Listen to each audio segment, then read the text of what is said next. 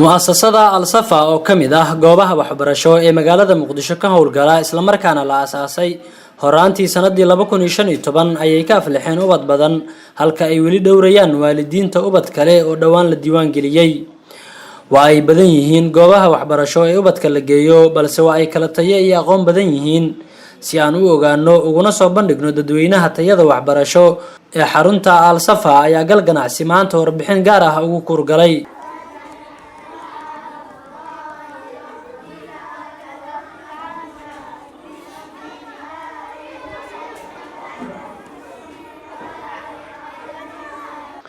xaruntan oo ah qaybta xanaanada ayaa caruurta lagu baraa daruusta diiniga ah sida quraanka kariimka axaadiista iyo maadooyinka asaasiga ah Umar Muuse waxa uu kamid yahay maamulka mu'asasada waxa uu sharaxayaa qaybaha ay ka kooban tahay xarunta qaabka ay u shaqeeyaan iyo waxyaabaha u gaarka ah ee xaruntoodu la gaar tahay oo ay dheer yihiin xarumaha kale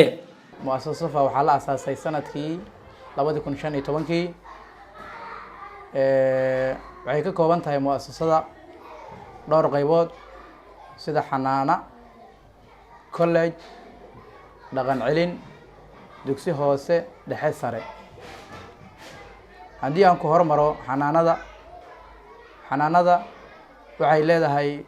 qayb daaru quraan ah oo xaafadda ilmaha ay lugtooda ku yimaadaan ayna lugtooda ku laabtaan galabkii sidoo kale waxay leedahay qayb xaafadaha fog looga soo qaado basas subaxdii galabkiina lagu celiyo guryahooda caruurta sidoo kale waxay leedahay qada iyo quraac oo aan ugu talagalnay ardaydaas xaafadooda ay fog tahay ama la soo qaado ay ka helayaan xanaanada qaybta waxbarashada dhanka waxbarashada markaan usoo aado waxay leedahay xanaanada waxaan ku yiraahdaa qayb waxay ka kooban tahay taxfiid ah qayb farbar ah waxaan ku yiraahdaa cunuga markii la keeno muddo kooban inuu ku barto qoraalkii iyo akhriskii inuu barto kadibna waxaa loo gudbiyaa fasalada taxfiidka insha Allah taala sida ugu dhaqsiya badan ee quraanka inuu ku taxfiidiyo oo waxa weey u taaganahay sidaas oo kale waxa la baraa inta uu taxfiidka ku jiro axaadiistii adkaaraadkii nashiidooyinkii baa la barayaa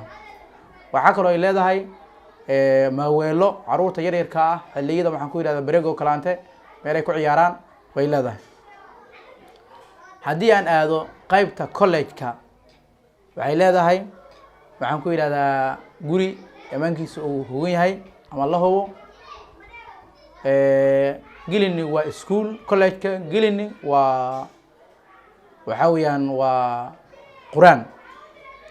cunadoodii baa iyagu diyaar u ah macallimiin baa heegan u ah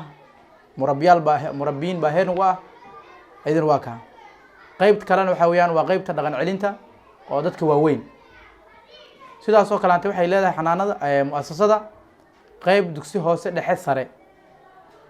sida tusaalahan oo kale ilmaha xanaanada ee daar quraanka ama xanaanada la soo qaado markii gilin ay dhigtaan gilin waxay qaataan maadooyinkii kala duwanaa Ustaad Muuse ayaa dhanka kale waxa uu sharaxayaa xarumaha ay ku leeyihiin degmooyinka magaalada Muqdisho iyo hadii uu jiro qorshe lagu ballaarinayo xarumaha mu'asasada laguna gaarsiinayo degmooyinka kale ee gobolka Banaadir iyo gobolada dalka sidoo kale qaybaha ama xarumaha xanaanada mu'asasada waxay leedahay ilaa iyo 4 xarumood laba waxay ku yaalaan degmada Yaaqshiid xarunta ugu weyn waxay ku taalaa xaafadda Kokolo dhabarka dambe ee shirkadda Hormuud ka soo horjeeda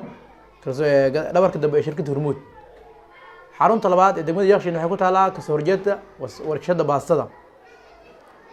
labada xarumo kale waxay ku yaalaan degmada Yaaqshiid degmada Halwadaag agaarka salaxa shirkore insha Allah taala waxaan rajaynaynaa inaan hawsha noocaas ah aan sii badino السلام عليكم ورحمة الله تعالى وبركاته. adeegyada ay xarumaha mu'asasada Al-Safa u hayaan waalidiinta iyo caruurta ayaa ah kuwa si gaar ah loogu baahi qabay waxaana ka mahad celiyay waalidiinta ay ubadkoodu ka aflixeen qaybaha quraanka kariimka iyo waxbarashada dugsiga sare si la mid ahna waalidiinta dhaqan celinta loo sameeyay ubadkooda ayaa bogaadiyay hawsha adag iyo kaalinta muuqata ay bulshada ka qabtireen